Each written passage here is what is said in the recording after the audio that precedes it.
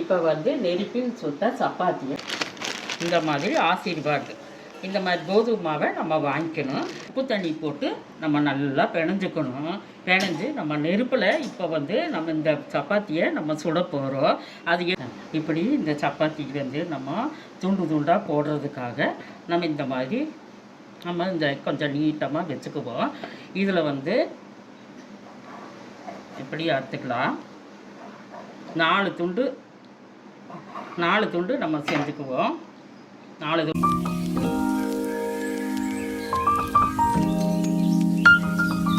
மாதிரி ஒரு ஷார்ப்பான ஒரு டிஃபன் மூடியை எடுத்துக்கலாம். அதை வந்து ஏன்னா ரவுண்ட் ஷேப் வராது எங்களுக்கு, எனக்கு ரவுண்ட் ஷேப் வரல, அதனால் இந்த மாதிரி நம்ம வெட்டிக்கலாம். ஒவ்வொரு சப்பாத்தி மட்டும் அதில் வேஸ்டானதெல்லாம் இப்படி எடுத்து போட்டோம்னாக்க சூப்பராக ரவுண்டாக வந்துருச்சு. இதே மாதிரி நம்ம இந்த 4 சப்பாத்தியும் இதே மாதிரி நம்ம செஞ்சிடலாம்.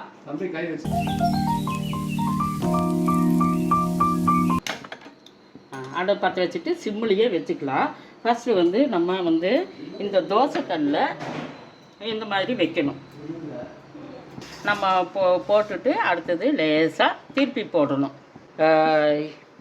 இதில் போட போகிறோம். போட்டு கொஞ்சம் கையில் வச்சுங்க. அடுத்த சப்பாத்தியை இதில் போட்டுருங்க. தோசைக்கல்லில் வச்சிடலாம். இந்த மாதிரி பாருங்கள், சூப்பராக அழகாக வருது.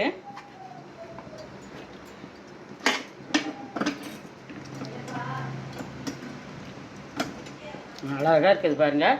இதுக்கு வந்து நம்ம சப்பாத்தி மாவு உருட்டுறதுக்கு எண்ணெய் போடுறதில்ல. இப்போ இதுலேயும் நம்ம எண்ணெய் போடுறதில்ல. சூப்பராக வருது.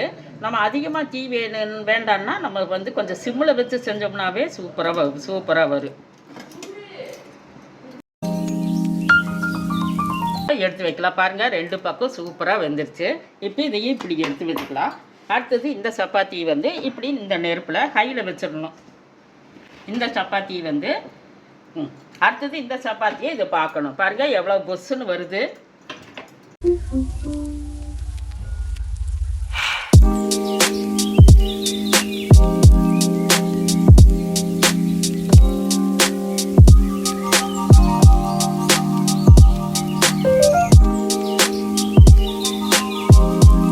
சப்பாத்தி வந்து 4 உருட்டுன்னு 4 சப்பாத்தி செஞ்சுட்டேன்.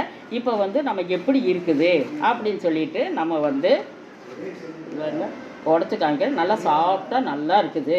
இதே மாதிரி நீங்களும் செஞ்சு பாருங்கள். இதுக்கு எல்லா குழம்புமே நம்ம செஞ்சு சாப்பிட்லாம். தக்காளி சட்னி சூப்பராக இருக்குது.